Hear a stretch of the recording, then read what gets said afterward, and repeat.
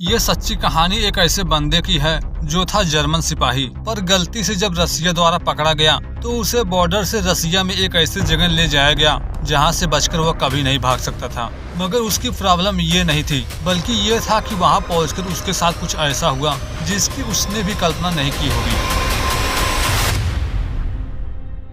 Story की शुरुआत हुई सन 1944 से। वर्ल्ड वार 2 का समय होने की वजह से अलग अलग देशों के बीच युद्ध का माहौल है। इस वार में शामिल थे दो देश, जर्मनी तथा रसिया। इन दोनों की लड़ाई के बीच एक जर्मन सिपाही रसिया द्वारा पकड़ा गया। पकड़े जाने के बाद सभी जर्मन सिपाहियों को लगभग 25 साल की सजा सुनाई गई। इस सजा को पूरी करने के लिए इन सभी जर्मन सिपाहियों को रसिया के एक ऐसे हिस्से में भेजने की तैयारी शुरू हुई जो थी बॉर्डर से लगभग 10,000 किलोमीटर दूर। इन जर्मन सिपाहियों की संख्या 1-2 नहीं थी, बल्कि ये थे सैकड़ों में। इन्हें 10,000 किलोमीटर दूर भेजने के लिए ट्रेन की मदद ली जा रही है। जैसा कि रूस में बाकी देश की अपेक्षा तापमान हमेशा नीचे रहता है, इस वजह से पहाड़ी इलाके में हमेशा बर्फबारी होती रहती थी। पर इस 10,000 किलोमीटर की दूरी ट्रेन से ही पूरी नहीं होने वाली थी। बर्फ पड़े होने के कारण इन्हें कुछ दूरी पैदल चलकर तय करना होगा, क्योंकि इसके आगे कोई रेलवे लाइन थी भी नहीं। इस तरह सभी कैदी बर्फ पर चलने के लिए मजबूर थे। पिछले लंबी यात्रा में इन कैदियों ने कुछ भी खाया पिया नहीं था। जो कैदी बहुत ही कमजोर थे, भूख तथा ठंड की वजह से मारे गए। बचे हुए बाकी कैदी जो भी भागने या फिर बचने की कोशिश करते थे, उन सब से की जाती थी जबरदस्ती। मार पीट कर उन्हें आगे चलने के लिए मजबूर किया जा रहा है, क्योंकि इनकी पैदल यात्रा 1-2 हफ्ते के लिए नहीं थी, बल्कि महीने तथा सालों तक चलेगी। लगभग 1 से 1.5 साल की यात्रा के बाद आखिरकार ये पहुंच गए उस जेल के पास जहां पर इन सभी कैदियों को बनाया जाएगा बंदी। लेकिन जब सभी कैदी जेल के करीब पहुंचे तो उन्होंने देखा ये जेल तो बाकी जेल की अपेक्षा बिल्कुल अलग है, क्योंकि यहाँ कैदियों को भागने से रोकने के लिए कोई भी ऊंची दीवार नहीं थी, न ही आसपास कोई दरवाजा। पूरा एरिया था खुले में। अगर आसपास कुछ दिख रहा था तो था चारों तरफ बर्फ की एक मोटी सी लेयर। जैसा कि ये पिछले 1 से 1.5 सालों की यात्रा के बाद यहाँ पहुँचे हैं, इसी वजह से यदि कोई कैदी भागने का भी सोचे तो बिना खाना पानी का बंदोबस्त किए बगैर कोई भी यहाँ से भाग नहीं सकता था। ये कैदी बस ऐसे ही अपनी सजा पूरी नहीं करेंगे। ये जेल जिस जगह मौजूद है, यहाँ कई सारे कोयले के खदान थे, जहाँ सभी कैदियों को खासकर इन्हीं कामों के लिए लाया गया था। अभी हाल ही में आए कैदी जब अंदर गए तो उन्होंने देखा यहाँ तो पहले से ही कई सारे जर्मन सैनिक काम कर रहे हैं। इस तरह अब लाए हुए नए कैदियों को भी धीरे धीरे काम पर लगाया जाने लगा। जर्मन कैदी जब यहाँ पहुँचे तो कुछ लोगों ने स्टार्टिंग से ही प्लान बनाया ये यहाँ से भाग जाएंगे। लेकिन जब यहाँ के माहौल को देखें कि यहाँ पर सभी कैदियों के ऊपर जुल्म उठाया जा रहा है, खाने पीने का भी सही से नहीं दिया जाता, इन पर अत्याचार किया जा रहा है, करवाया जा रहा है हमेशा काम, ये सब देख कैदियों के अंदर भागने की जिज्ञासा ही खत्म होने लगी। जिसका सबसे बड़ा रीजन था यहाँ का इलाका, क्योंकि यहाँ से अगर कोई भागना भी चाहे तो कुछ ही किलोमीटर दूर जाने के बाद ठंड से वैसे ही मर जाएगा हाइपोथर्मिया से। पर इन कैदियों के बीच जो वह बंदा था जिसे अभी हाल ही में कैद किया गया है, जिसका नाम है क्लेमेंस, उसे अभी भी यकीन है वो यहाँ से भाग सकता है। वो पूरे टाइम अपने फैमिली को याद करता रहता था। वो काफी सोच विचार के बाद फैसला किया वो अपने लिए नहीं बल्कि भागेगा अपनी फैमिली के लिए। इस तरह अब वो बाकी कैदियों के बीच रहने लगा, उनके साथ करने लगा काम। अगले कई सालों तक वो भागने की प्लानिंग करता रहा, पर फिर भी यहाँ से भागने का मौका नहीं मिला। पर एक रात ऐसा समय आया जब उसे मौका मिल गया यहाँ से भागने का। वह सामने देखता है कि एक कोयला ले जाने वाली ट्रक है। भागकर ट्रक में बैठ गया। कोयले के ट्राली में आने के बाद उसे लगा अब वो यहाँ से भाग जाएगा, पर ट्राली थोड़ी दूर जाकर रुक गई। जब वह बाहर देखा तो उसे दिखाई पड़ा एक रशियन सोल्जर जो उस पर गन ताना हुआ है। यह देख वह घबरा गया। उसे लगा शायद ये लोग इसे मार देंगे, पर उसे मारा नहीं गया, बल्कि ये खुले जेल में बंद कर दिया गया। वहाँ ठंड से बचने के लिए कोई भी चीज नहीं थी। वह उसी के अंदर पूरी रात ठंड से कांपता रहा। बारिश तथा बर्फबारी के बीच कोई भी उसे बाहर निकालने को नहीं आया। फिलहाल जैसे तैसे रात गुजर गई। सुबह हुआ। सुबह वार्डन पहुंचा, पर वह उसकी इस गलती की कोई सजा नहीं दिया, ना ही कुछ कहा। बस इतना कहा कि तुम्हारे साथी तुम्हारा इंतजार कर रहे हैं। इतना कहते ही रशियन सिपाही उसे पकड़कर कहीं ले जाने लगे। आखिर में जिस लोकेशन पर पहुंचा तो उसे देखने को मिला यह है कोयले की खदान। वार्डन उसे ये इसलिए कह रहा था कि तुम्हारे साथी इंतजार कर रहे हैं, वह इसलिए क्योंकि जहाँ पर वह पहुंचा है वहाँ पर जितने भी वर्कर हैं सभी है जर्मन। क्लेमेंस के सामने जितने भी लोग थे सभी थे उसी के साथी, पर उनके हाव भाव को देखकर क्लेमेंस को कुछ भी सही नहीं लगा। वे दिख रहे थे बहुत ही गुस्से में, मानो जैसे ये उसे मार ही डालेंगे। और असल में ऐसा हुआ भी। वह जैसे ही आगे बढ़ा सभी कैदी उस पर टूट पड़े। वे लोग ऐसा इसलिए कर रहे थे क्योंकि उसके भागने की सजा इन सभी को भुगतनी पड़ रही थी। उसके भागने की वजह से वार्डन ने इन लोगों का 5 दिनों का खाना बंद कर दिया है। इसी वजह से ये सभी उसे पीट रहे थे। कैदियों से पीटे जाने के बाद क्लेमेंस काफी घायल हो गया।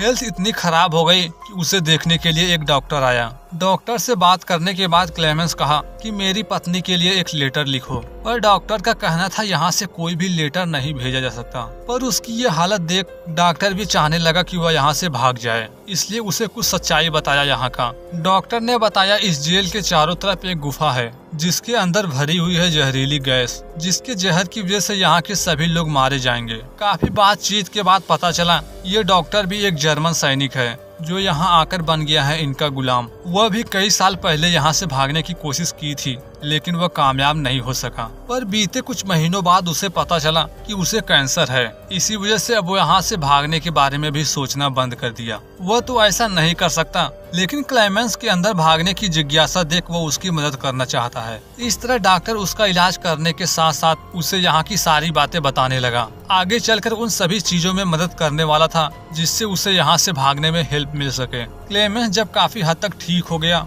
जब डॉक्टर को लगा कि अब यह भाग सकता है, तो एक दिन डॉक्टर उसे खाने का सामान, एक कोट, बंदूक तथा कुछ गोलियां दिया। साथ ही साथ वह रास्ता भी बताया जहां से वह भागने में सफल हो सकता है। सारी तैयारी हो जाने के बाद क्लेमेंस एक रात भाग निकला। इस बार उसकी किस्मत अच्छी थी, प्लानिंग भी है काफी बढ़िया, इसलिए उस इलाके से भागने में कामयाब हुआ। वह भले ही जेल से बच निकला है, पर बाहर आकर उसे देखने को मिला पूरा इलाका बर्फ से भरा पड़ा है। साथ ही साथ उसे लगभग 15,000 किलोमीटर से ज्यादा की दूरी तय करनी होगी। इसी बात का उसे डाउट है, क्या वह इतनी लंबी यात्रा तय करके घर पहुंच पाएगा या फिर नहीं। फिलहाल सुबह होते ही वार्डन को पता चल गया कि क्लेमेंस वापस से भाग गया है। शायद से इस बार कामयाब भी हो चुका है यहाँ से निकलने में। सच पता करने के लिए वह तुरंत डॉक्टर के पास पहुँचा, लेकिन जैसे ही डॉक्टर के कमरे में पहुँचा तो उसे देखने को मिला डॉक्टर मरा पड़ा है, क्योंकि उसके आने से पहले डॉक्टर ने सुसाइड कर लिया था। इस तरह वार्डन सच्चाई जानने के लिए बाकी कैदियों के पास पहुंचा।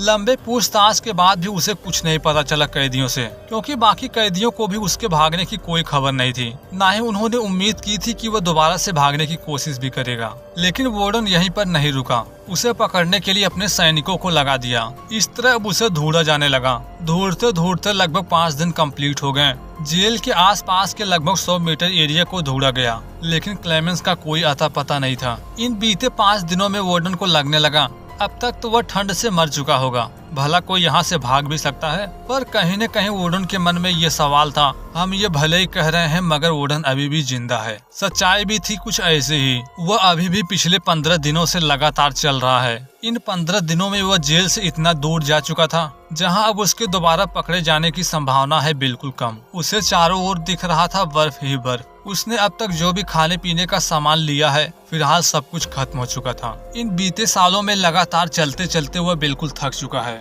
अब उसमें आगे बढ़ने की जरा भी ताकत नहीं, इसलिए वहीं बर्फ पर लेट गया। थोड़े समय लेटा रहा। जब उठकर चारों तरफ नजर घुमाया तो सामने उसे एक सील मछली दिखाई पड़ी। ये देख वह उसका शिकार करना चाहा, क्योंकि यही है जो उसकी भूख मिटा सकती है। पर ठंड की वजह से उसका हाथ भी सही से काम नहीं कर रहा। गन का घोड़ा दबाने की कोशिश कर रहा था, पर बार बार उसका हाथ हिल रहा है। फिर भी जैसे तैसे पहली गोली चलाया, पर उसका निशाना लगा ही नहीं। गोली की आवाज सुनते ही सील वहां से भागने लगा। ये देख वो और भी डरने लगा कि इस बार अगर ये हाथ से निकल गया तो मैं भूखे ही मर जाऊंगा। उस पर दोबारा गोली चलाने के लिए और उसके करीब जाने लगा, पर करीब पहुंच पाता इससे पहले उसका पैर फिसला, गिर पड़ा बर्फ के बीच। जैसे तैसे पैर को बाहर निकाला। बाहर लाकर पता चला ठंड की वजह से पैर पूरी तरह से जम चुका है, मगर वह पैर के दर्द को भूलकर सील के पीछे जाना जारी रखा। काफी लंबी कोशिश के बाद आखिरकार उसे शूट कर दिया। इस तरह सील के मिल जाने के बाद खाने की प्रॉब्लम तो फिक्स हो चुकी है,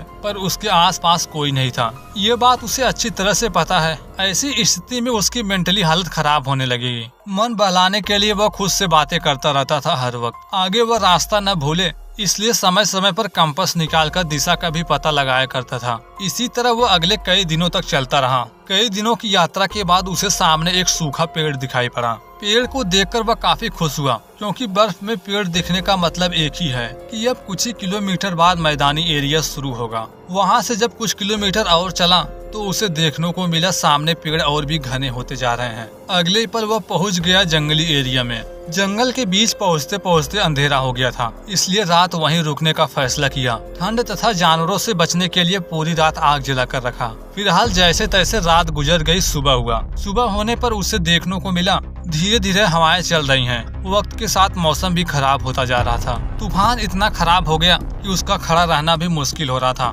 जैसे तैसे वह खुद को बचा रहा है, पर इस भागा भागे में अचानक से एक पेड़ उसके ऊपर ही गिर गया। इस हादसे के बाद वह बेहोश हो गया। वह तब तक होश में नहीं आया जब तक वहाँ पर कुछ लोकल लोग नहीं पहुँच गए। जब 3 लोग उसके पास पहुँचे थे तो वह देखकर डर गया कि कहीं ये रशियन सिपाही तो नहीं, पर बातें करके पता चला ये कोई रशियन सिपाही नहीं बल्कि हैं गोल्ड हंटर। वे यहाँ क्लेमेंस की मदद करते हैं। उसे उठाकर अपने साथ ले गए। इस तरह क्लेमेंस उन्हीं के साथ रहने लगा। जब तक वो अपने घर पहुँच नहीं जाता, उनके साथ रहना ही वह सही समझा। इसी तरह समय गुजरता रहा। महीने से 2 से 6 महीने। अब तक जेल से भागे हुए 2 साल से ज्यादा का समय हो चुका है। 2 साल बाद मौसम भी बदल चुका था, पर इन 2 सालों की यात्रा के बावजूद वह अभी सिर्फ 5000 किलोमीटर की दूरी तय कर पाया था। घर पहुंचने के लिए उसे लगभग 10,000 किलोमीटर से ज्यादा की दूरी तय करनी होगी। उन हंटर के साथ क्लेमेंस एक दिन नदी पार कर रहा था, पर उस दिन नदी में पानी का बहाव इतना तेज था कि एक गोल्ड माइनर पानी में ही गिर पड़ा। उसे डूबता देख क्लेमेंस बचाने के लिए पानी में कूद पड़ा,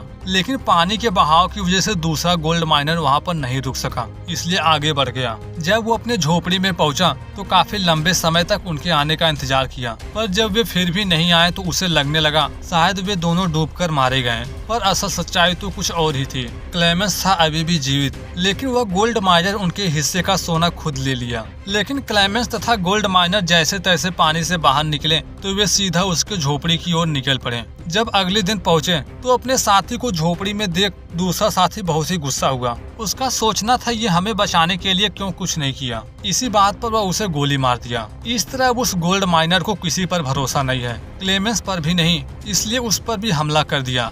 क्लेमेंस उसे समझाने की कोशिश किया कि मैं तुम्हें धोखा नहीं दूंगा, मैंने तो तुम्हारी जान बचाई, लेकिन वह क्लेमेंस के भी एक नहीं सुना। उसे धक्का देकर पहाड़ी से नीचे फेंक दिया। क्लेमेंस लगातार पहाड़ी से नीचे गिरता रहा। जब सरफेस पॉइंट पर पहुंचा तो सर में चोट लगने की वजह से बेहोश हो गया। काफी लंबे समय बाद जब उसे होश आया तो उसे इस बात का पता ही नहीं था कि वह कब से बेहोश है। पर होश में आकर जब चारों ओर देखा तो सामने थी भेड़ियों का झुंड। एक भेड़िया जैसे ही उस पर हमला किया, क्लेमेंस बचने के लिए पेड़ पर चढ़ने की कोशिश करने लगा, पर वह पेड़ इतनी मजबूत नहीं थी कि उसका वेट सह सके। पेड़ के टूटने के साथ क्लेमेंस भी नीचे गिर पड़ा। भेड़िए उस पर दोबारा से हमला करते इससे पहले वहाँ की एक गांव का बंदा पहुँचा, जो भेड़ियों पर गोली चलाकर क्लेमेंस को बचा लिया। बाकी जो भी भेड़िए थे गोली की आवाज सुनकर भाग गए। इस तरह वो आदमी क्लेमेंस को अपने गांव लेकर पहुंचा। गांव लाकर कई दिनों तक क्लेमेंस का इलाज तथा देखभाल चला। कई दिनों के इलाज के बाद आखिरकार क्लेमेंस ठीक हो गया। पर जेल से इतनी दूर जाने के बावजूद क्लेमेंस की प्रॉब्लम्स खत्म नहीं हुई थी,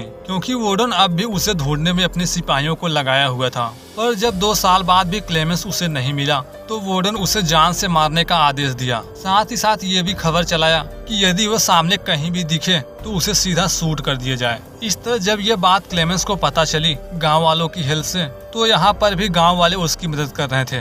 उसे यहाँ से भी दूर जाने को कहा जाने लगा। अगले ही दिन गांव वाले उसे यहाँ से विदा करने से पहले जरूरत के खाने पीने का सामान तथा अपना एक डॉग भी दिए, जो रहेगा हमेशा उसके साथ। इस तरह क्लेमेंस का आगे का सफर वापस से शुरू हुआ। आगे भी वह लगातार 1 सालों तक चलता रहा। 1 साल पैदल चलने के बाद वह आइलैंड से बाहर जा चुका था। इस टाइम वह पहुँच चुका है मैदानी इलाके में। चलते चलते क्लेमेंस एक लकड़ी के फैक्ट्री के सामने पहुंचा, जहां पर उसके साथ आया हुआ डॉग फैक्ट्री में ही घुस गया। वहां के वर्कर के साथ हाथापाई करने लगा, लेकिन जब क्लेमेंस पहुंचा तो डॉग शांत हो गया। इस तरह क्लेमेंस उनके बीच ही बैठा। लोगों ने उसे खाने पीने को दिया। जेल से भागने के बाद तथा अब तक के सफर में उसे जितने भी लोग मिले सभी ने उसकी मदद की। जब इस फैक्ट्री के लोगों से मुलाकात हुई तो यहाँ के लोग भी उसी की मदद किए। यहाँ से भी निकलने के रास्ते का पता बताने लगे। कहने लगे यहाँ से एक ट्रेन निकलती है जो उसे ले जाएगी चीटा शहर। यह सुन क्लेमेंस उनका बहुत ही आभार व्यक्त किया। इस तरह इन फैक्ट्री वालों से भी अलविदा कहकर ट्रेन में सवार हुआ और फिर वापस से निकल पड़ा अपने घर के सफर पर। वह जैसे जैसे अपने घर के करीब जा रहा था बहुत ही खुश है। उसे उम्मीद है वह जल्द ही अपने घर पहुंच जाएगा। अगले कई दिनों की यात्रा के बाद ट्रेन एक लंबा सफर तय करके पहुंचा एक रेलवे स्टेशन। ट्रेन जब पूरी तरह से रुकी तो क्लेमेंस ट्रेन के बाहर देखा। बाहर देखकर डरने लगा क्योंकि उसे यहाँ आकर थोड़ा सा शक है, क्योंकि यहाँ पर कुछ रशियन सिपाही पहले से मौजूद थे। दरअसल उस वुड फैक्ट्री का मालिक क्लेमेंस का पहचान जानने के बावजूद उसे पहचान लिया था कि यह कोई नॉर्मल आदमी नहीं है, बल्कि भागा है जेल से। यानी वार्डन की सिपाहियों को पता चल चुका है ट्रेन के पहुंचते ही क्लेमेंस होगा इस स्टेशन पर। उतरते ही सिपाहियों की नजर क्लेमेंस पर पड़ गई। वे लोग उसे पकड़ने के लिए जैसे ही उसकी तरफ बढ़े, उनमें से जो पहला सिपाही जो सबसे नजदीक था वह क्लेमेंस को पकड़ पाता इससे पहले डॉग उस पर हमला कर दिया। इसी मौके का फायदा उठाकर क्लेमेंस भागने लगा। भागते भागते पहुंचा रेलवे स्टेशन के ब्रिज के सामने। उसी टाइम एक ट्रेन जा रही थी। यह सबसे अच्छा मौका था यहाँ से बच निकलने का। वह जल्दी से ब्रिज पर चढ़ा, चलते ट्रेन पर ही कूद गया। इस तरह एक बार और उन सिपाहियों के चंगुल से बचने में कामयाब हुआ। ट्रेन से यात्रा तय करके पहुंचा एक दूसरे लोकेशन, जहां से वो आगे किसी से भी मदद नहीं लिया। जैसे ही मदद मिलती थी पैदल कार आगे बढ़ता रहता था। आखिरकार अगले कई महीनों के बाद पहुंचा सेंट्रल एशिया। इस टाइम जहां वह मौजूद था वह थी एक सिटी, पर इस पूरे यात्रा में वह काफी भूखा है। आसपास खाने की चीजें तो बहुत थी, पर पैसा न होने की वजह से वह कुछ भी नहीं ले सकता। इसी टाइम न जाने क्या हुआ कि एक लड़का भागते हुए एक ब्रेड का टुकड़ा उसके जेब में रख दिया। इसी दौरान हमें पता चला वह ब्रेड का टुकड़ा दो लेडी ने उसे दिया था उसके जेब में रखने को। ब्रेड का टुकड़ा मिलते ही क्लेमेंस वहां से भाग गया। इसी टाइम एक जूइस बंदे की नजर उस पर पड़ी। वह उसका पीछा करने लगा। क्लेमेंस भागता हुआ चर्च के अंदर पहुंचा, जहां जूइस भी गया अंदर। वह जूइस बंदा उसे देखते ही पहचान लिया था कि यह एक जर्मन शख्स है, पर वह उससे वादा किया कि मैं तुम्हारे बारे में किसी को नहीं बताऊंगा, बल्कि उसकी मदद करता है, उसे ले जाता है अपने घर। पर इतने लंबे सफर के बाद क्लेमेंस के बाल वगैरह काफी बढ़ गए थे। यहाँ वह जूइस के घर पहुंचकर अपना हुलिया बदला। जूइस क्लेमेंस को अपने घर पर रुकने को कहा। शाम के वक्त जूइस क्लेमेंस को घर में ही छोड़कर घर से बाहर निकला, लेकिन जब रात को आया वापस तो वह देखा क्लेमेंस घर में है ही नहीं। पता लगाने के लिए चर्च में पहुंचा। वहां पहुंचकर क्लेमेंस मिल गया। यहाँ दोनों के बीच बातें हुई। क्लेमेंस कहने लगा मैं तुम्हारे घर से इसलिए भागा क्योंकि अब मैं किसी पर भी भरोसा नहीं कर सकता। पर वह बंदा यहाँ क्लेमेंस को धोखा नहीं दे रहा था, बल्कि करना चाहता है उसकी मदद के लिए उसे अपना पास तथा पासपोर्ट दिया, जिसकी हेल्प से वह रूस से निकलकर जर्मनी जा पाएगा। इस तरह क्लेमेंस उसे धन्यवाद कहकर यहाँ से निकल गया। आगे की यात्रा के लिए वह एक ट्रक वाले से मदद ली, पर कुछ ही दूर जाने के बाद सामने रोड खराब था, इसलिए उसे वापस से पैदल ही जाना पड़ा।